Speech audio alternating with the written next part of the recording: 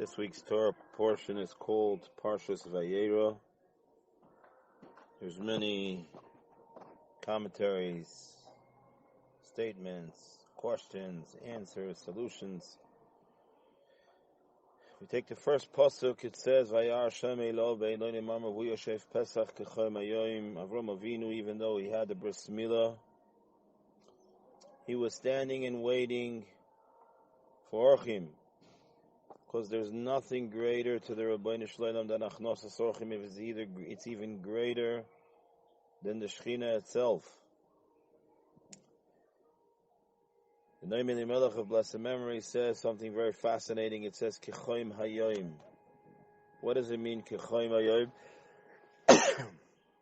Excuse me. The heat of the day.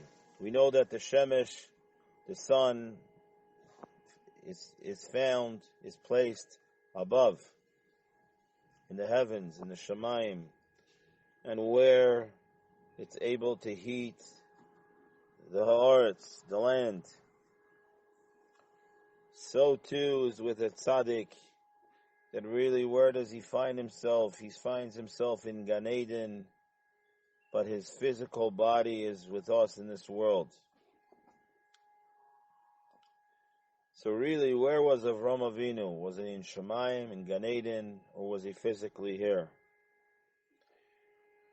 It says, we read about the Akedah Yitzchak, when Hashem tells Avram Avinu, Al tishlach yodcha lanav v'la ta'aseh lo me'uma.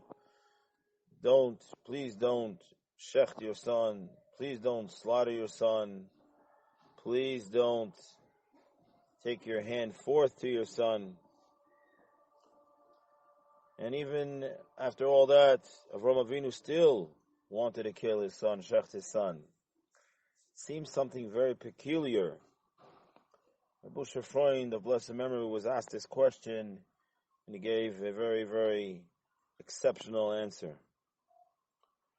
Avram Avinu was told by Hashem, don't set your hand forth and kill your son.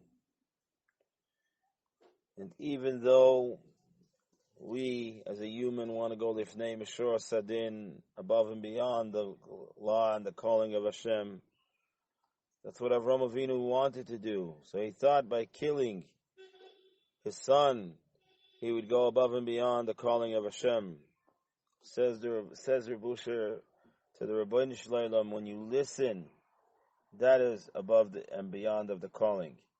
Even though Avram Avinu was Midas Chesed, Hashem wanted to bring Avram Avinu back to his nature, like we all have a nature, to be a rotzeach, to kill, to slaughter. If we don't, it's only because of Rachmei Shamayim. And we know at the end of the Parsha, we read about Sarimenu passes away, and we know the famous question, and next week's Parsha will be, Vayu Shnei Chayasah, Mea Shana Vesim Shana Shnei Chayasah. And behold, it was the years of Sarah, 127 years. And the Balaturim says, Vayu is the Gematria 37, to teach us that her best years were 37 years. When she was 90, she had Yitzchak, plus 37 is 127. The Gemara tells us as well to teach us something very profound and very positive on the aspect of B'tachon and Amunah, is that we think that if Sarah Imenu would have not heard about the Akedah, she would have not received a heart attack and she would have not passed away. Comes the Gemara to teach us, that's why it says, Vayu Shnei Chayasah. These were the lives of Sarah Imenu. This was the life. Mea, Shana Vesim Shana, Shnei Chayasah. To teach us the second part, it's the second time it says Shnei, the life, is that no matter what would have happened, what was the cause of her death, those were the years she was supposed to live, 127 years. I'm going to leave everyone with a wonderful thought. Do we ever thank Hashem when we kiss the mezuzah? We say, Hashem, please watch me.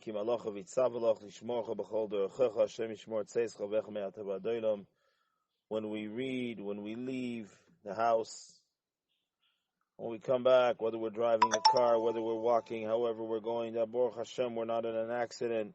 We come home complete. Toiv Loidois Hashem, thank you very much.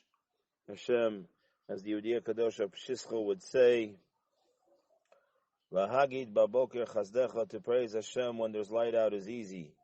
Emunascha Baleilos, but to have emunah when it's dark outside, that's very, very difficult. Kadosh Baruch Hu should give each and every one of us an amazing Shabbos, filled with all the bells and whistles. Amen. This coming week, on Monday, Chof, Cheshvan will mark the Yortzeit of Rabusha's wife, Tzivya, Pas Reb Avram, Oleh Shalom. Rabusha would say that she had more schar, she got more reward than him, because he did it out of his wanting to do, of his nature, of his interest. She did it bal korchach, not because she wanted to or she was born that way, but because she did it against her will. It's also, as yesterday happened to be the Yortzeit of Reb Shlomo Kalbach of blessed memory, who I had the chus to see many, many times, as well as Rabbi Bleibel Abali Sorim today, and may he be Baron Tzfas, Schusa Yogan Aleinu, Bakalamai Beis Yisrael, Amen. Just wanted to leave as well as a thought.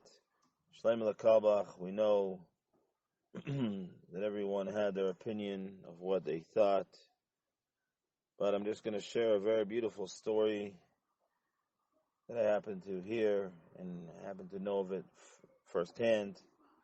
There was a concert supposed to take place in Baltimore, Maryland.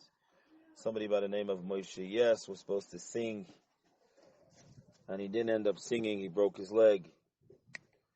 And they asked Shlomo Kalbach if he would replace him. Shlomo Kalbach said, I would love to, but I need $3,000.